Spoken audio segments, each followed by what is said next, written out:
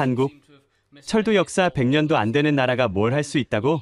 세계 철도 강국들이 비웃었습니다. 프랑스 TGV, 일본 신칸센, 독일 ICE, 200년 철도 역사를 자랑하는 거인들이 모인 우즈벡 입찰장에서 한국은 그저 들러리에 불과했습니다. 그런데 저희의 파트너는 대한민국입니다. CNN, BBC, 유럽 주요 언론들이 급히 생방송을 중단하고 특집 보도를 시작했습니다. 기술, 그건 다들 갖고 있었죠. 저희는 한국만이 가지고 있는 특별함을 발견했습니다. 도대체 한국에서 뭘 본 걸까요? 세계 철도 역사를 뒤집은 충격적인 반전. 지금 공개합니다. 우리 우즈베키스탄 사절단은 세계 최고의 철도 강국들을 순회하고 있었습니다. 파리의 TGV, 베를린의 도이체반, 도쿄의 신칸센, 모두 숨막히는 기술력을 자랑했죠. 그리고 이제 일정표상 마지막 방문지, 아무도 기대하지 않던 한국에 도착했습니다. 아시아의 변방 소국이 무슨 고속철도를 만든다고? 프랑스 기술자의 코웃음이 서울역 플랫폼에 울려 퍼졌습니다. 봐요. 카리모프 씨, 우리가 왜 이런 시골까지 왔는지 모르겠어요. 프랑스, 독일, 일본만 봐도 충분했는데 독일 기술자가 거들었죠. 솔직히 저도 의구심이 들었죠. 한국?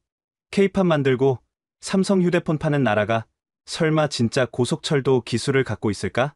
이게 끝이에요? 중국 짝퉁보다 못하겠는데? 일본 대표단의 조롱이 이어졌습니다. 그날 아침 서울역에서 은빛으로 빛나는 유선형 열차를 봤을 때도 별 감흥이 없었습니다. 겉모습이야 요즘 누구나 베낄 수 있으니까요. 진짜는 성능인데? 과연? 마지못해 객실로 들어섰습니다. 그런데 첫 느낌이 이상했습니다. 너무 조용했거든요. 플랫폼의 소음이 마법처럼 사라졌죠. 방음제를 잔뜩 썼나? 속도 내면 다 소용없을 텐데. 출발 신호가 울렸습니다. 그런데 당황스러웠습니다. 분명 출발했다고 하는데 전혀 느껴지지 않았거든요. 야, 아직 안 움직이는 거 아니야? 독일팀 관계자가 짜증 섞인 목소리로 물었죠. 창밖을 보니 여기 뒤로 밀려가고 있었습니다. 정말로 움직이고 있었던 거죠. 속도계가 150을 가리켰습니다. 그런데도 흔들림이 거의 없었죠. 운이 좋은가? 직선 구간이라 그런가? 200, 250. 제 앞 테이블 위에 커피잔은 미동도 하지 않았습니다. 이건 말이 안 돼. 프랑스 기술자가 믿을 수 없다는 표정으로 동전을 꺼내 세웠습니다. 300km. 동전은 여전히 서 있었죠. 뭔가 속임수가 있을 거야. 속도계를 조작했거나 그가 자기 휴대폰의 GPS로 속도를 확인했습니다. 정확히 302km였죠. 제 길. 어떻게 이게 가능하지? 독일 팀도, 일본 팀도 할 말을 잃었습니다. 특히 일본 팀의 표정이 걸작이었죠. 자존심이 상한 것 같았습니다. 하지만 그 순간 저는 그때 기술적 놀라움보다 다른 무언가를 느꼈습니다. 뭐랄까, 이 열차를 만든 사람들의 마음 같은 것? 아직은 정확히 뭔지 몰랐지만요. 차장이 다가와 정중히 인사했습니다.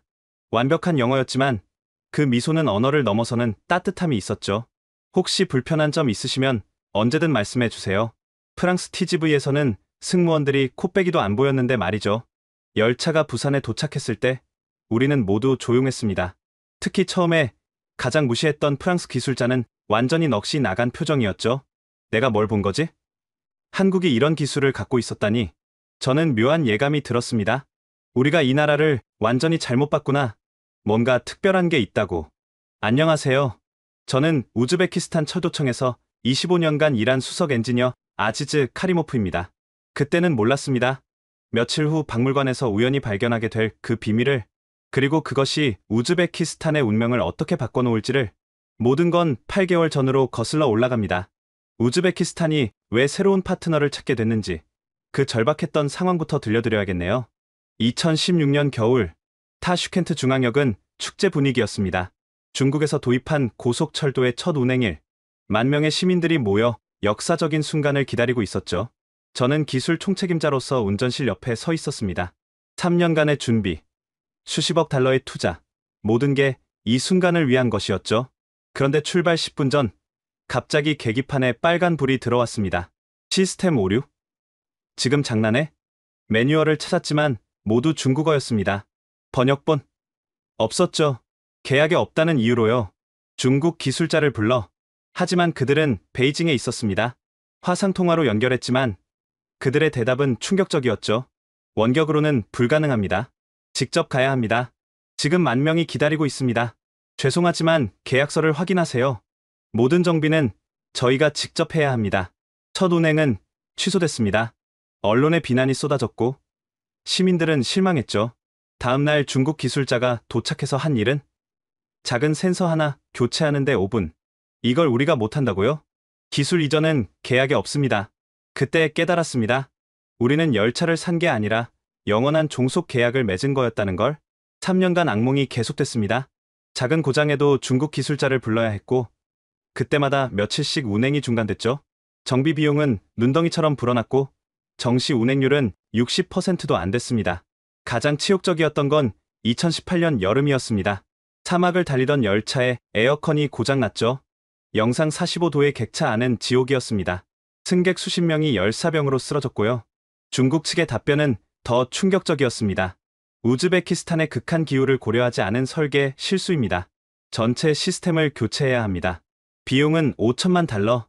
설계 실수를 이제 와서 인정한다고요? 그게 싫으면 그냥 타세요. 그들의 오만함에 치가 떨렸습니다. 하지만 우리는 아무것도 할 수 없었죠. 모든 기술이 블랙박스였으니까요. 대통령이 직접 나섰습니다. 더는 이런 굴욕을 참을 수 없다. 진정한 파트너를 찾아라. 그렇게 2019년 국제 입찰이 다시 열렸습니다. 이번엔 달라야 했죠. 단순히 빠른 열차가 아니라 우리가 주인이 될 수 있는 기술이 필요했습니다. 하지만 과연 그런 나라가 있을까요? 기술 강국들은 모두 자신들의 우월함을 앞세워왔는데 2020년 3월 타슈켄트 국제 컨벤션 센터는 긴장감으로 가득했습니다. 세계 철도 산업의 거인들이 모두 모였죠. 프랑스 알스톰은 거대한 부스에 에펠탑 모형과 TGV를 전시했고 독일 지멘스는 정밀한 설계도로 벽을 가득 채웠습니다. 일본은 신칸센의 50년 무사고 신화를 홀로그램으로 보여줬죠. 그런데 구석에 작은 부스가 하나 있었습니다. 한국. 테이블 몇 개에 노트북이 전부였죠. 한국이 왜 여기 있지? KTX. 그거 프랑스 기술 베낀 거 아니야? 솔직히 저도 의아했습니다. 해외 실적도 거의 없는 나라가 어떻게 최종 7개국에 들었을까요? 프레젠테이션이 시작됐습니다. 프랑스가 선두 타자였죠.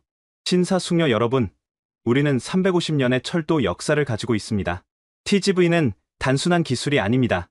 프랑스의 예술입니다. 라고 프랑스어로 말했습니다. 화려한 영상, 웅장한 음악, 최고 속도 320km, 연간 수송 인원 1억 명. 압도적이었죠.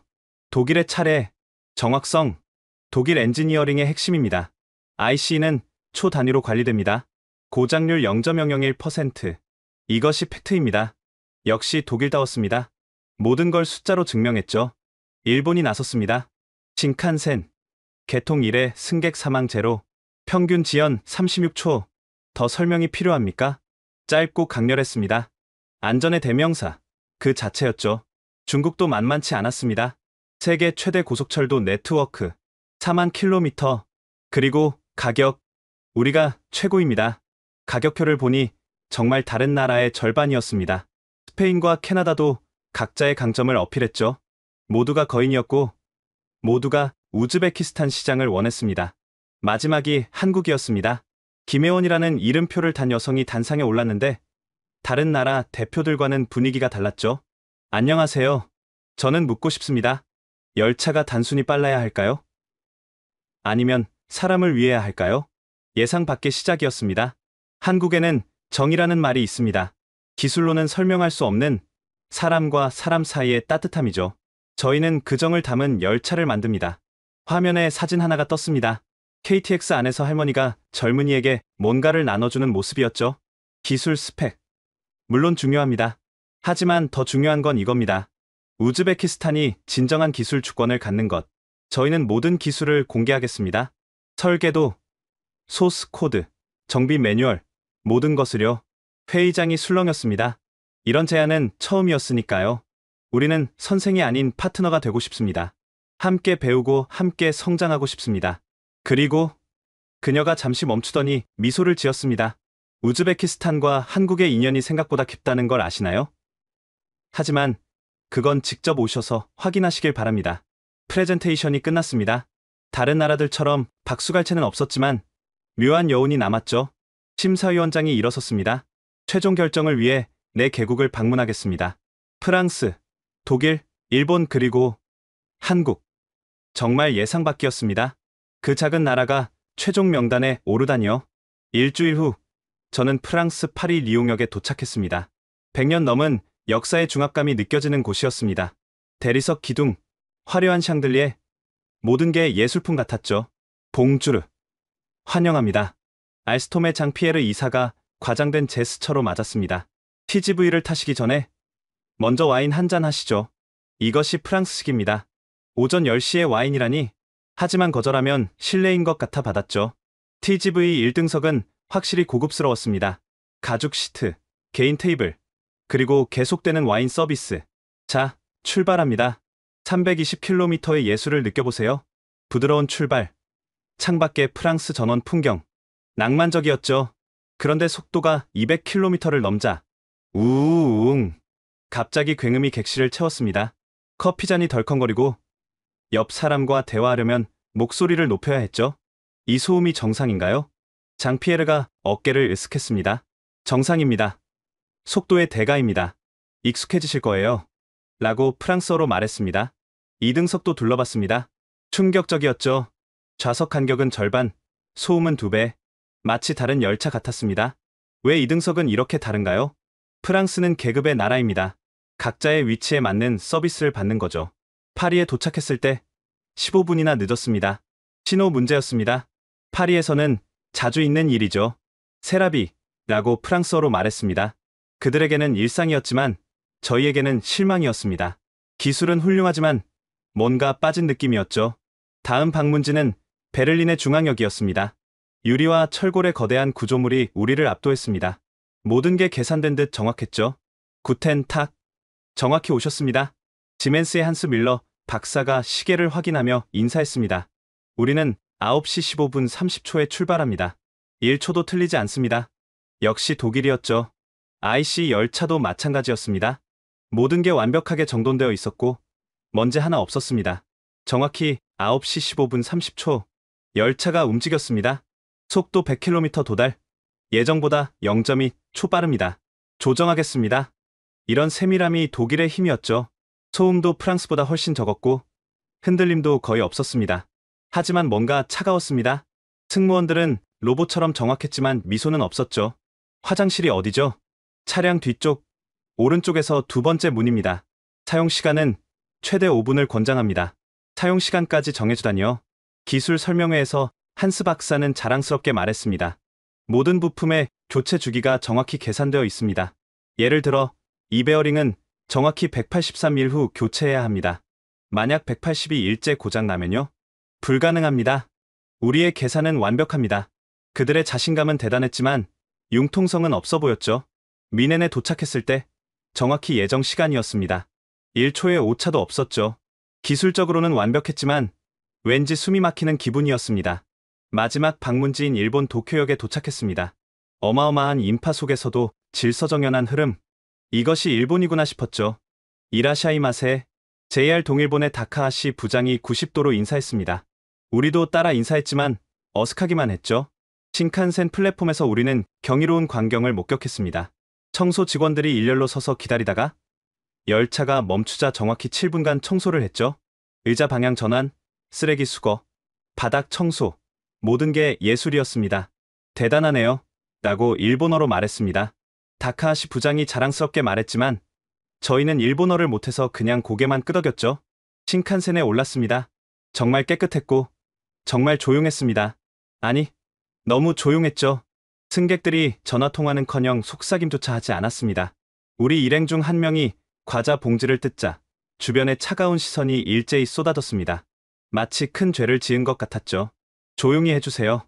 이것이 일본의 매너입니다. 다카하시 부장의 작은 목소리에도 경고가 담겨 있었습니다. 300km로 달리는 동안 정말 흔들림 하나 없었습니다. 기술적으로는 놀라웠죠. 하지만 그 완벽함이 오히려 부담스러웠습니다. 도쿄에 도착했을 때 다카하시 부장이 자랑스럽게 말했습니다. 오늘도 정시 도착입니다. 신칸센의 연평균 지연은 36초입니다. 기술 설명회에서 더 놀라운 얘기를 들었죠. 운전사가 1분 늦으면 심할서, 5분 늦으면 재교육입니다. 승객이 갑자기 아프면 어떻게 하죠? 그런 일은 일어나지 않도록 관리합니다. 완벽을 추구하는 그들의 시스템은 인상적이었지만 인간적인 유연성은 찾기 어려웠습니다. 그리고 모든 자료가 일본어로만 되어 있어서 기술 이전은 꿈도 꿀 수 없어 보였죠. 도쿄에서 서울까지는 비행기로 2시간. 짧은 거리지만 긴 여정처럼 느껴졌습니다. 프랑스의 오만함, 독일의 차가움, 일본의 경직성을 경험한 후라 솔직히 기대는 없었죠. 한국이 뭘 보여줄 수 있겠어? 동료가 냉소적으로 말했습니다. 그래도 기술 공개한다고 했잖아. 말이야 쉽지. 진짜 핵심 기술을 줄 리가 있나? 인천공항에 도착했을 때 첫 느낌은 편안함이었습니다. 화려하지는 않지만 깔끔했고 무엇보다 모든 안내가 우즈베거로도 되어 있었죠. 어서 오세요. 우즈베키스탄에서 오신 분들이시죠? 한국철도공사 직원이 우즈베거로 인사했습니다. 서툴렀지만 그 노력이 느껴졌죠. 우즈베거를 어떻게? 한 달 전부터 배웠습니다. 아직 많이 부족하지만요. 공항에서 서울역까지 가는 길, 창밖 풍경은 특별할 게 없었습니다. 높은 빌딩들, 바쁜 사람들, 파리의 우아함도, 베를린의 정돈됨도, 도쿄의 정밀함도 없었죠. 그런데 이상했습니다. 왜 마음이 편해질까요? 서울역에 도착했을 때 우리를 기다리는 사람들이 있었습니다. 그런데 정장을 입은 고위 관계자들이 아니라 현장 유니폼을 입은 기술자들이었죠. 안녕하세요. 저희가 직접 KTX를 정비하는 사람들입니다. 궁금한 건 뭐든 물어보세요. 다른 나라에서는 상상도 못할 일이었습니다. 현장 기술자들이 직접 나와서 맞이하다니요. 호텔로 가는 버스 안에서 한국팀 직원이 작은 선물을 건넸습니다. 별건 아니고요. 한국 전통차입니다. 우즈베키스탄도 차 문화가 발달했다고 들었어요. 포장을 열어보니 정성스럽게 포장된 차와 함께 우즈베거로 쓰인 메모가 있었죠. 멀리서 오신 손님들의 평안한 휴식을 위해 작은 배려였지만 마음이 따뜻해졌습니다. 다른 나라에서는 느껴보지 못한 감정이었죠. 내일은 드디어 KTX를 타는 날, 과연 어떤 경험이 기다리고 있을까요? 기대 반 걱정 반으로 잠자리에 들었습니다. 다음 날 아침, 서울역 플랫폼, 은빛으로 빛나는 KTX가 우리를 기다리고 있었습니다. 와, 아름답네요. 독일팀 관계자가 무심코 감탄했다가 얼른 입을 다물었죠. 경쟁자를 칭찬할 순 없으니까요. 열차에 오르는 순간부터 뭔가 달랐습니다. 입구부터 점자 블록이 설치되어 있었고 음성 안내가 나왔죠. 그것도 한국어, 영어, 중국어, 일본어 그리고 우즈베거로요. 우즈베거 안내까지 준비하셨네요. 네. 어제 밤새 녹음했습니다. 발음이 이상하면 말씀해 주세요. 객실에 들어서니 또 놀랐습니다. 각 차량마다 휠체어, 공간이 2개씩 있었고 접이식 테이블과 콘센트가 설치되어 있었죠. 일반 좌석도 넓고 편안했습니다. 그리고 시작된 그 놀라운 경험. 출발을 알리는 안내방송이 나왔지만 정말로 출발했는지 의심스러웠습니다. 너무나 부드러웠거든요.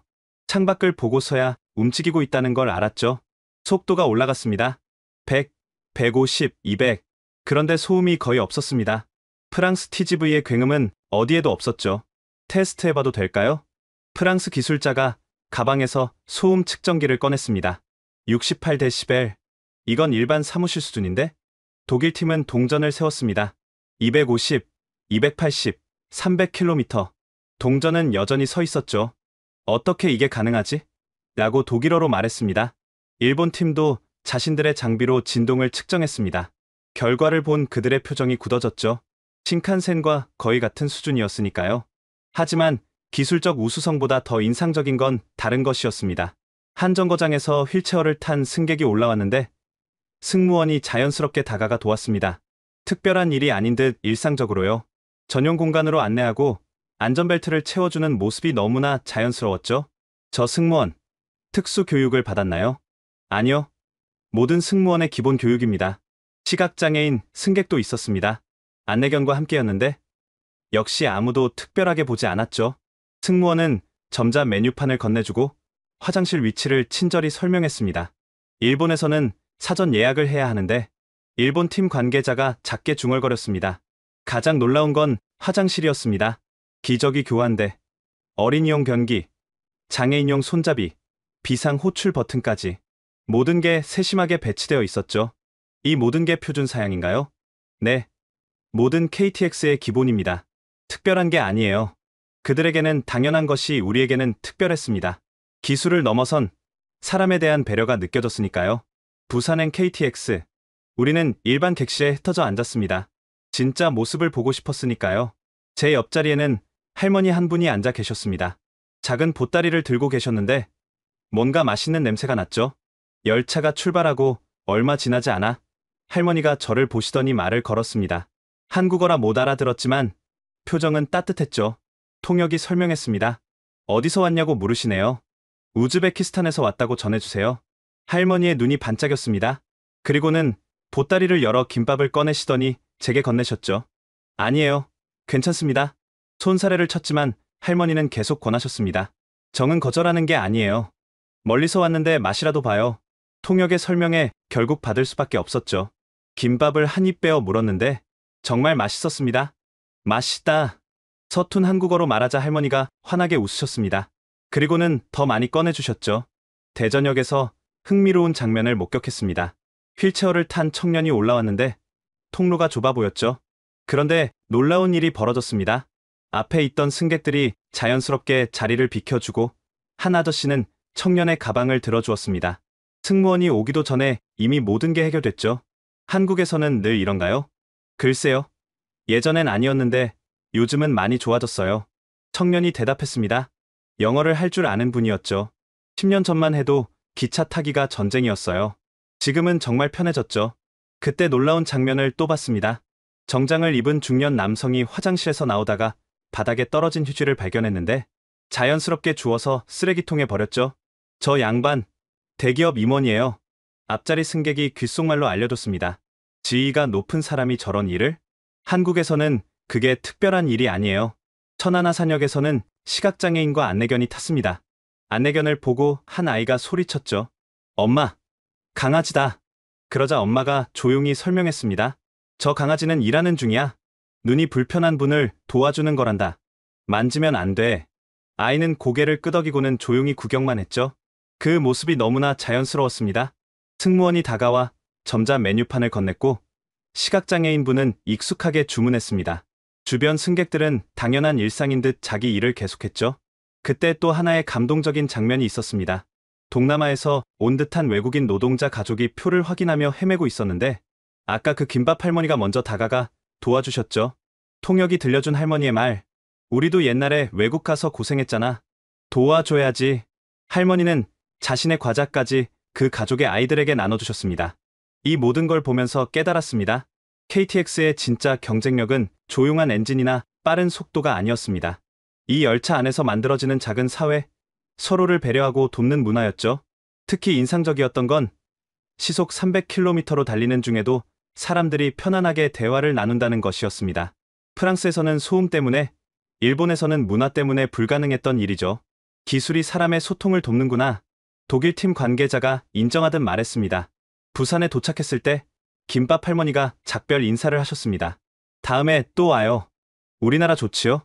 그 순간 이상하게도 눈시울이 뜨거워졌습니다. 기술 시차를 왔다가 사람의 정을 배운 기분이었으니까요. KTX 시승 다음 날 주말이라 자유 시간이 주어졌습니다. 다른 팀들은 쇼핑을 가거나 호텔에서 쉬었지만 저는 박물관에 가고 싶었죠.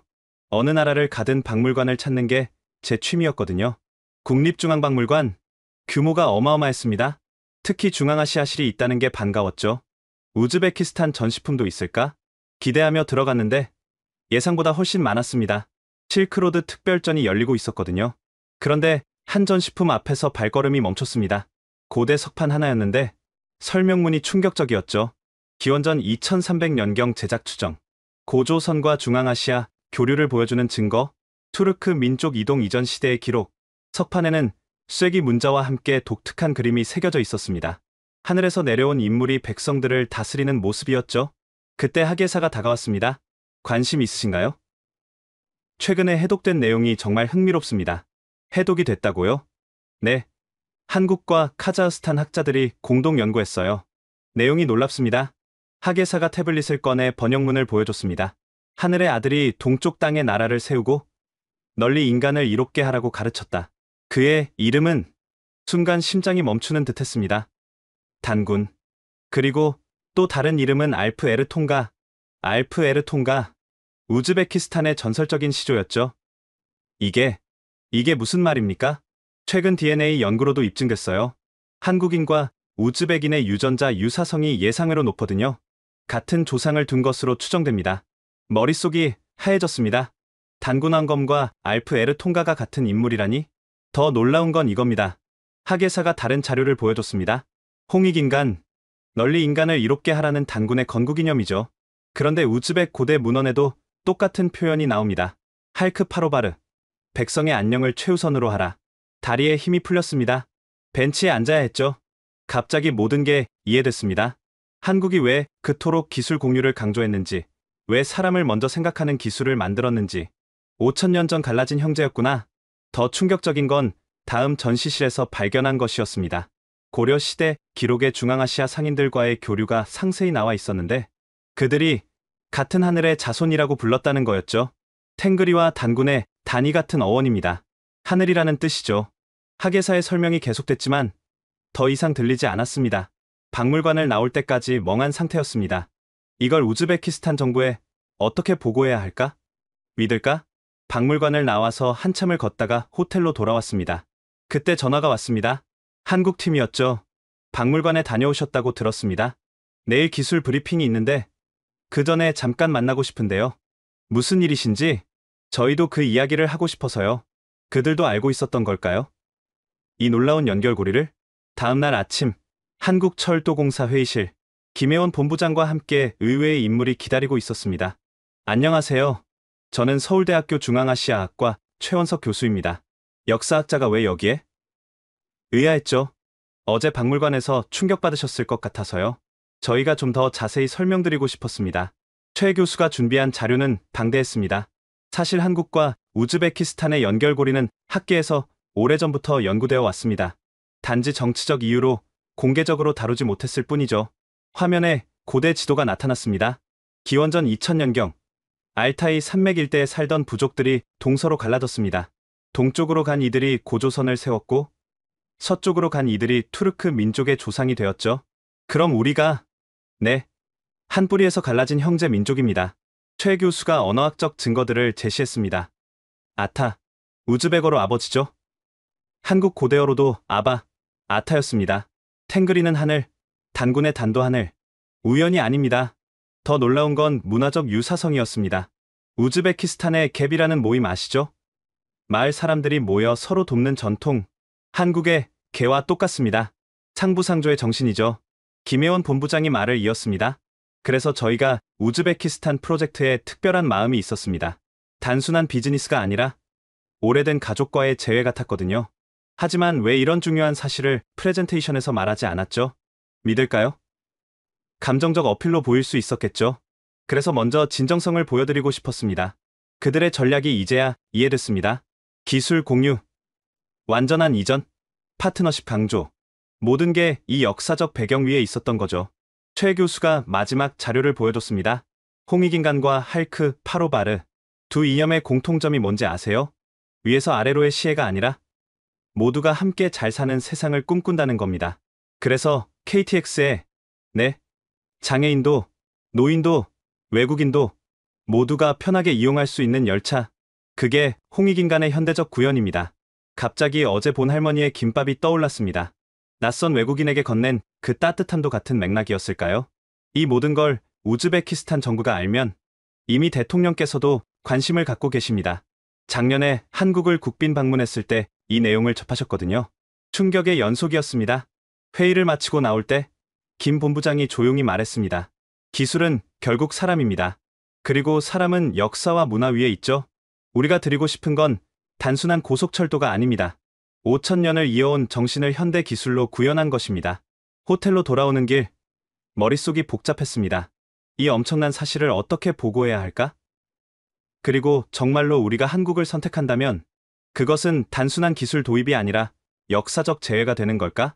타슈켄트로 돌아온 후 일주일 동안 보고서를 쓰느라 밤을 새웠습니다. 기술적 우수성, 경제성, 그리고 역사적 발견까지. 최종 심사회의가 열렸습니다. 대통령을 포함한 고위 관계자들이 모두 참석했죠. 먼저 기술적 평가부터 보고하겠습니다. 프랑스, 독일, 일본, 한국의 장단점을 객관적으로 분석했습니다. 속도는 프랑스가 빨랐고 정밀성은 독일이 뛰어났으며 안전성은 일본이 최고였죠. 한국은 균형이 잘 잡혀 있었습니다. 그런데 결정적 차이가 있었습니다. 화면에 비교표를 띄웠습니다. 기술 이전 범위입니다. 프랑스와 독일은 운영 기술만, 일본은 정비 매뉴얼 일부만 제공합니다. 하지만 한국은 모든 것, 설계도, 소스 코드, 제작 기술까지. 회의장이 술렁였습니다. 재무부 장관이 물었죠. 가격은요? 중국보다는 비싸지만 유럽이나 일본보다는 저렴합니다. 그리고 기술 이전을 고려하면 장기적으로 가장 경제적입니다. 중국처럼 나중에 딴소리하면 어쩌죠? 한국 측이 이미 계약서 초안을 제시했습니다. 모든 기술 이전이 명시되어 있고 위반 시 페널티 조항도 명확합니다. 기술적 논의가 한참 이어졌습니다. 그러다 대통령이 조용히 물었죠. 그런데 왜 한국은 이렇게 모든 걸 공개하려 할까요? 이 순간이 왔습니다. 심호흡을 하고 말했죠. 그것은 역사적 이유가 있습니다. 준비한 자료를 화면에 띄웠습니다. 박물관에서 찍은 석판 사진, 최 교수의 연구 자료, DNA 분석 결과까지. 널리 세상을 이롭게 하라. 바로 홍익인간 정신이었습니다. 회의장이 조용해졌습니다. 믿기 어려운 표정들이었죠. 증거가 있습니까? 네. 한국국립중앙박물관에 있는 고대 석판, 언어학적 유사성, 최신 DNA 연구 결과가 일치합니다. 자료를 하나씩 설명했습니다. 탱그르와 단군, 홍익인간과 할크 파로바르, 문화적 유사성까지. 그들은 우리를 형제로 생각하고 있습니다. 5,000년 만에 다시 만난 가족이라고. 긴 침묵이 흘렀습니다. 문화부 장관이 먼저 입을 열었죠. 사실 저도 작년 한국 방문 때 비슷한 이야기를 들었습니다. 그때는 외교적 립서비스인 줄 알았는데 대통령이 고개를 끄덕였습니다. 나도 들었어. 그래서 더 신중했던 거야. 토론이 이어졌습니다.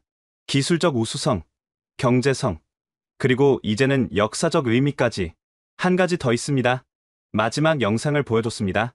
KTX 안에서 찍은 것들이었죠. 할머니의 김밥, 휠체어 청년을 돕는 승객들, 시각장애인을 배려하는 승무원.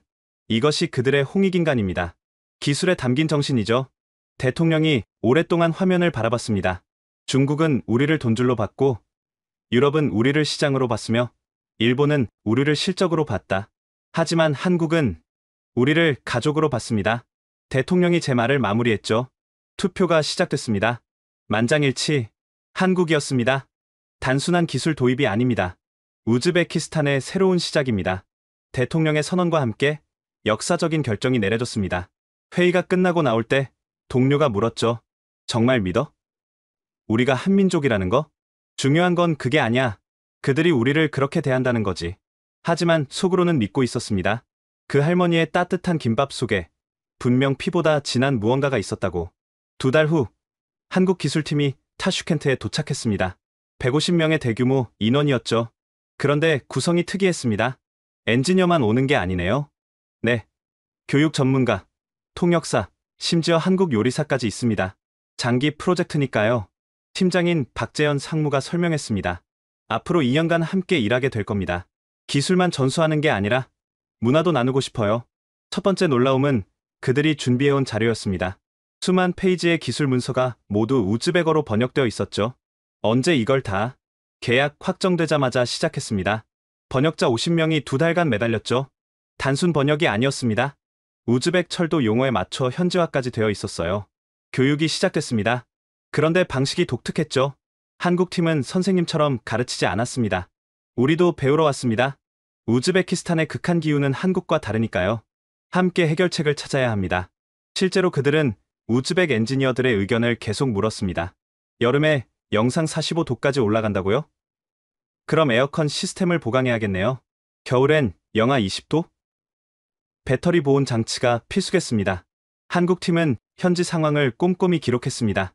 그리고 놀랍게도 일주일 만에 수정된 설계안을 가져왔죠. 이렇게 빨리요? 본사 설계팀이 밤새 작업했습니다. 우즈베키스탄 특화 모델이에요. 더 감동적인 건 그들의 일하는 방식이었습니다. 중국 팀은 별도 숙소에서 지냈지만 한국 팀은 우즈벡 엔지니어들과 같은 기숙사를 썼죠. 어느 날 밤 복잡한 전기 시스템 문제로 막혔을 때였습니다. 잠깐 라면 먹고 하실래요? 박 상무가 봉지라면을 꺼냈습니다. 새벽 3시인데요. 한국에서는 밤샘 할 때 꼭 라면을 먹어요. 같이 드시죠. 끓는 물에 라면을 넣으며 그가 말했습니다. 저희 아버지도 철도청 직원이었어요. 어릴 때부터 기차 소리 들으며 자랐죠. 개인적인 이야기가 오가면서 분위기가 부드러워졌습니다. 그리고 라면을 먹으며 다시 문제를 들여다보니 해결책이 보이기 시작했죠. 아, 이거 접지 문제네요. 우즈벡은 토양이 건조해서. 맞아요. 그래서 계속 오류가 났구나. 한국 팀과 우즈벡 팀이 함께 찾은 해결책이었습니다. 첫 시운전 준비 과정은 전쟁 같았습니다. 수천 개의 부품, 복잡한 시스템, 그리고 예상치 못한 문제들. 시운전 사흘 전 심각한 시스템 오류가 발생했습니다. 신호 체계가 작동하지 않았죠. 큰일이네요. 본사에 연락해야. 잠깐만요. 우즈벡 엔지니어 한 명이 나섰습니다. 이거 우리 구식 신호 시스템과의 호환 문제 같은데요. 제가 해볼게요. 그는 한국 팀이 가르쳐준 지식을 바탕으로 직접 코드를 수정했습니다. 그리고 됐다. 시스템이 정상 작동했습니다. 한국 팀이 환호했죠. 벌써 이렇게 실력이 우리가 필요 없겠는데요. 아직 멀었죠. 하지만 할 수 있다는 자신감은 생겼어요. 그때 박 상무가 진지하게 말했습니다. 이제 여러분이 주인입니다. 우리는 도우러 온 것뿐이에요. 중국과는 정반대였습니다. 그들은 끝까지 주인 행세를 했지만 한국은 처음부터 우리를 주인으로 대했죠. 시운전 전날 밤 한국 팀과 우즈벡 팀이 모두 모였습니다. 내일이면 역사가 바뀝니다. 우즈베키스탄의 진정한 고속철도 시대가 시작되는 거죠. 박 상무가 잔을 들었습니다. 한국에서는 중요한 일 전날 막걸리를 마셔요. 오늘은 우즈벡 전통주로 건배하죠. 가족의 성공을 위하여. 그날 밤 정말로 우리는 한 가족 같았습니다. 기술을 넘어 마음이 통하는 진짜 파트너가 된 기분이었죠. 드디어 시운전 날 타슈켄트 중앙역에는 이른 아침부터 사람들이 모여들었습니다. 실패의 기억이 있어서인지 기대보다는 걱정이 많았죠. 또 멈추면 어쩌지? 이번엔 한국인데. 다를 거야. 열차가 플랫폼에 들어섰습니다. 우즈베키스탄 국기와 함께 태극기가 나란히 그려져 있었죠. 그런데 열차 내부를 보고 모두가 놀랐습니다. 우즈벡 전통 문양인 기리가 천장과 벽면에 새겨져 있었거든요. 이건 한국 디자이너와 우즈벡 예술가가 함께 만들었습니다. 현대적이면서도 전통적인 아름다움을 담고 싶었어요. 첫 운행은 타슈켄트에서 사마르칸트까지 450km를 2시간에 주파하는 일정이었죠. 출발 신호가 울렸습니다. 모두가 숨을 죽였죠. 중국 열차의 악몽이 되살아날까봐. 그런데 출발했나요? 너무나 부드러운 출발에 승객들이 의아해했습니다. 창밖을 보니 여기 뒤로 물러가고 있었죠. 정말 출발한 거였습니다. 속도가 올라갔습니다. 100, 150, 200. 그런데 놀랍게도 소음이 거의 없었습니다. 이게 정말 200km? 옆 사람과 정상적인 대화가 가능했죠. 중국 열차에서는 상상도 못할 일이었습니다. 시험 주행 구간에 들어섰습니다. 사막지대였죠. 기온은 영상 38도. 모래바람이 불고 있었습니다. 에어컨은 제대로 작동하나? 걱정과 달리 객실은 시원했습니다. 아니, 쾌적했죠. 한국 팀이 우즈벡 기후에 맞춰 특별히 설계한 시스템이 제 역할을 했습니다. 250, 280, 300km. 와, 하아. 승객들이 환호했습니다. 사막을 가르는 은빛 화살. 그것도 조용하고 편안하게. 바로 그때였습니다. 대통령님이 오셨습니다. 예정에 없던 깜짝 방문이었죠. 샤브카트 미르지요예프 대통령이 직접 열차에 올랐습니다. 국민들과 함께 타고 싶었습니다. 대통령은 일반 객실을 둘러봤습니다. 넓은 좌석, 큰 창문, 그리고 곳곳에 있는 편의 시설들, 휠체어 공간이 모든 객차에 있군요. 네. 한국 측이 특별히 신경 썼습니다. 모든 사람을 위한 열차라고요. 대통령은 고개를 끄덕였습니다. 운전실도 방문했습니다. 모든 계기판에 우즈벡어가 표시되어 있었죠. 이건 정말 한국 팀이 2달간 우즈벡어를 배웠다고 합니다. 우리 엔지니어들이 편하게 일할 수 있도록요. 감동이 얼굴에 드러났습니다. 사마르칸트에 가까워질 무렵 대통령이 창밖을 보며 말했습니다. 사막에서 이런 속도로 달리는데도 이렇게 조용하다니? 그것도 우리 엔지니어들이 직접 운전하고 있고. 이제 시작입니다, 카카. 1년 후면 완전히 우리 기술이 됩니다. 대통령이 돌아서서 말했습니다. 이건 단순한 기술이 아닙니다. 예술입니다. 사람을 생각하는 마음이 담긴 예술. 그리고 덧붙였죠. 중국은 우리에게 기계를 팔았지만 한국은 미래를 주었습니다. 사마르칸트에 도착했을 때 플랫폼에는 수천 명의 시민들이 기다리고 있었습니다. 드디어 우리도 진짜 고속철도를 갖게 됐구나. 환호하는 시민들, 그 속에서 한국 팀과 우즈벡 팀이 서로를 껴안았습니다. 박상무가 제게 다가와 말했죠. 이제 시작입니다. 앞으로가 더 중요해요. 그의 눈에는 진심이 담겨 있었습니다. 기술을 팔러 온 사업가가 아니라 형제의 성공을 돕는 가족의 눈빛이었죠. 저녁 축하연에서 대통령이 연설했습니다. 오늘은 단순히 새 열차가 달린 날이 아닙니다. 우즈베키스탄이 기술 독립을 향해 첫 발을 내디딘 역사적인 날입니다. 그리고 한국팀을 바라보며 말했죠. 진정한 친구, 아니 가족을 만났습니다. 감사합니다. 우즈베거로 감사하다는 뜻이었습니다. 그날 밤 사마르칸트의 별빛 아래서 우리는 모두 한 가족이었습니다.